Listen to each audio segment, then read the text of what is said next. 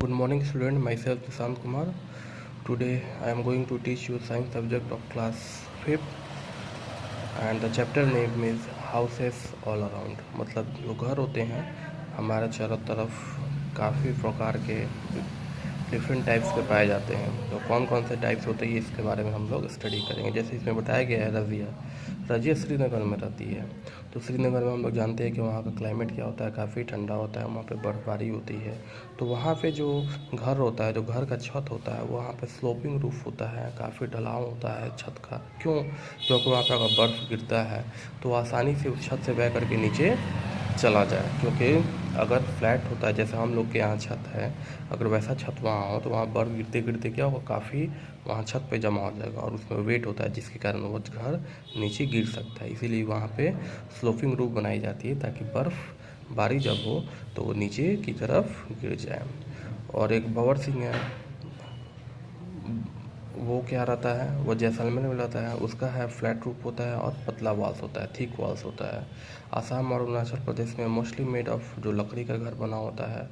तो यहाँ पे हमने पढ़ा हर जगह डिफरेंट टाइप्स के घर पाए जाते हैं।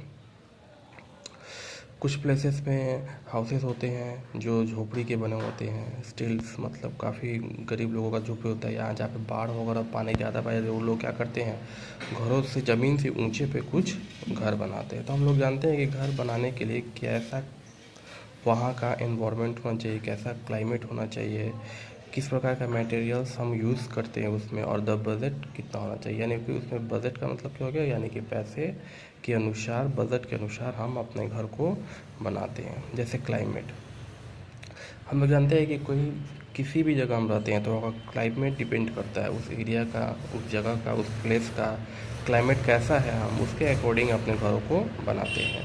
जैसे ऐसे जगह जहाँ का क्लाइमेट काफ़ी गर्म होता है, वहाँ का घर का जो वॉल्स होता है वो थिक यानी कि काफ़ी पतला और फ्लैट रूफ होता है, ताकि थिक वॉल्स क्या करता है कि अंदर के घरों को, जो घर के अंदर का पार्ट्स होता है, जो घर के अंदर का हिस्सा होता है, घर के अंदर का भाग होता है, उसको ठंडा रखता है। और फ्लैट रूफ यानी जैसे हम लोग छत पर रहता है, हम लोग उसमें क्या कर सकते हैं, गर्मी के दिनों में उसमें सो सकते हैं, टहल सकते हैं या कुछ भी कर सकते हैं।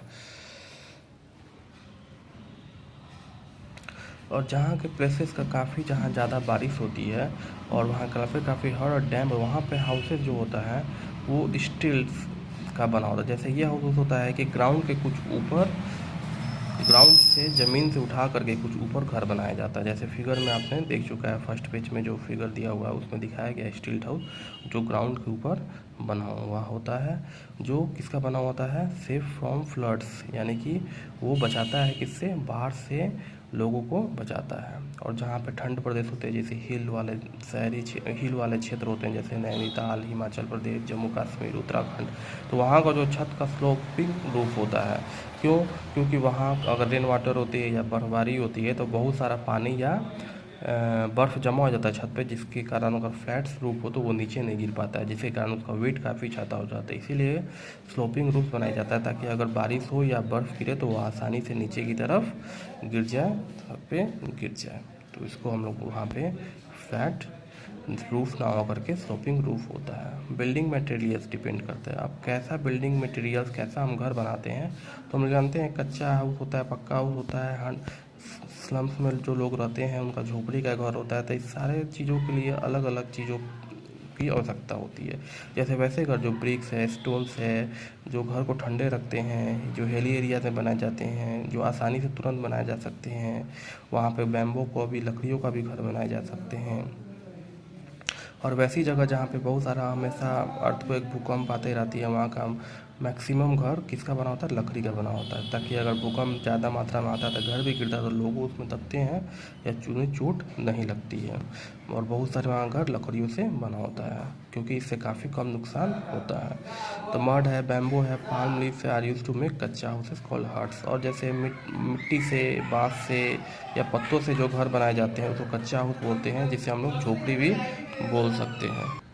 ये मटेरियल्स काफ़ी आसानी से अवेलेबल होता है, यानी कि गरीब लोगों के लिए काफ़ी अच्छा होता है, आसानी से उन्हें मिल सकता है और ये कच्चा हाउस आसानी से बना सकते हैं और ये हर जगह अवेलेबल रहता है। कुछ हाउसेस होता है जैसे कंक्रीट है, ग्लास है, आयरन है, थ्रेड से बनाई जाती हैं, माने कि पक्का, जैसे हम लोगों का क्या है, पक्का हाउस है। जैसे क्यों? क्योंकि हम लोग ईंट से, बालू से, सीमेंट से, छड़ से ये बनाते हैं, जो काफ़ी महंगा होता है। इसके लिए हमें काफ़ी पैसों की यानी कि बजट की ज़रूरत पड़ती है। लेकिन अगर गरीब लोगों के पास उतनी बजट नहीं है तो वो लोग बांस का, झोपड़ी का घर बना सकते हैं, ताकि उन्हें आसानी से कोई भी सामान अवेलेबल हो सकता है और वो आसानी से वो अपने घर को बना सकते हैं। अब उसके बाद से है बजट। तो बजट का होता है कि मनी, क्योंकि हमारे देश में बहुत सारे ऐसे लोग नहीं है कि सारे लोग धनिक है। किन्हीं के पास बहुत ज़्यादा पैसा है, किन्हीं के पास कम है और किन्हीं के पास कुछ नहीं है। तो हम उसके अकॉर्डिंग अपने घरों का निर्माण करते हैं। अगर हमारे पास पैसे ज़्यादा हैं तो हम लोग फ्लैट, बिल्डिंग बड़े बड़े बनाते हैं।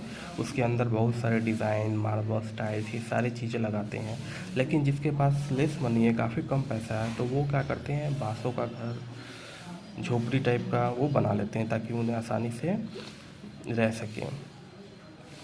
और बहुत सारा बिल्डिंग है, फ्लैट है, बनाने के लिए हमें बहुत सारे लाखों, मतलब बहुत पैसों की ज़रूरत पड़ती है। लेकिन बड़े बड़े शहरों में तो आप देखोगे कि बड़े बड़े शहरों में जैसे दिल्ली, मुंबई में जगह की कमी के कारण फ्लैट वाइज भी घर बिकती हैं। मतलब एक first floor, second floor, third floor या फर्स्ट फ्लैट के अनुसार घर बिकती है, और लोग एक ही जगह पे बहुत सारा फ्लैट होता है और उस फ्लैट में एक साथ लोग रहते हैं, क्योंकि वहाँ पे जगह की कमी होती है, जिसके कारण क्या होती है, बहुत सारा फ्लैट एक साथ बना होता है और लोग एक एक फ्लैट में अपने अपने फैमिली के साथ रहते हैं। उसके बाद नेक्स्ट टॉपिक है building a house things to remember. मतलब घर बनाने से पहले हमें किन किन चीज़ों का याद रखना चाहिए कंस्ट्रक्शन करने से पहले, या हमें किसी आर्टिक या इंजीनियर से हमें, या आर्किटेक्ट से हमें बात करनी चाहिए, उनको बुलाना चाहिए, बताना चाहिए कि हमें कैसे घर बनाना है, ताकि बाद में हमें नुकसान किसी प्रकार का ना हो। तो सबसे पहले है, दिया हुआ है, a sun facing house gets a lot of sunlight. हमें ऐसा घर बनाना चाहिए ताकि हमारे घर में सनलाइट यानी कि सूर्य का प्रकाश प्रवेश कर सके। The walls of the houses must be strong, damp proof and well plastered, insects do not breed of such walls. और हमारा जो दीवार होना चाहिए वो काफ़ी मजबूत होना चाहिए, उसका प्लास्टर जो होना चाहिए काफ़ी अच्छे से होना चाहिए, ताकि इंसेक्ट्स वहाँ स्प्रेड ब्रेड सच वॉल पे ना कर सके। Doors and window must be in a direction such that fresh air and sunlight can inter every room. They must have wire netting so that flies and mosquitoes can not get in. अगर हमारा जो दरवाज़ा होता है, घर का खिड़कियाँ होता है, तो वो ऐसी जगह होनी चाहिए, खुला हुआ रहना चाहिए, ताकि जहाँ से हवा हमारे अंदर प्रवेश कर सके, सनलाइट अंदर आ सकता है। तो ऐसे हमें घर होता है, जो वायर नेटिंग होता है, जैसे देखते हो गए अगर दरवाज़ा होता है, बहुत सारे लोग क्या करते हैं, एक बाहर से भी एक पतला दरवाज़ा लगा देता है, ताकि बहुत सारे इंसेक्ट्स है, फ्लाइज है, मक्खी है, मच्छर है, जो अंदर प्रवेश नहीं कर सकते हैं। A houses can be made safe by fitting doors and windows with grills. और जो घर हमारा होता है, वो दरवाज़ा जो होता है या जो खिड़की होता है, उसमें सुरक्षा के लिए ग्रिल से फिट कर दें, मतलब ग्रिल लगा दें। बहुत सारे लोगों के घरों में क्या होता है, बालकोनी में, छत के या दरवाजे पे ग्रिल होता है।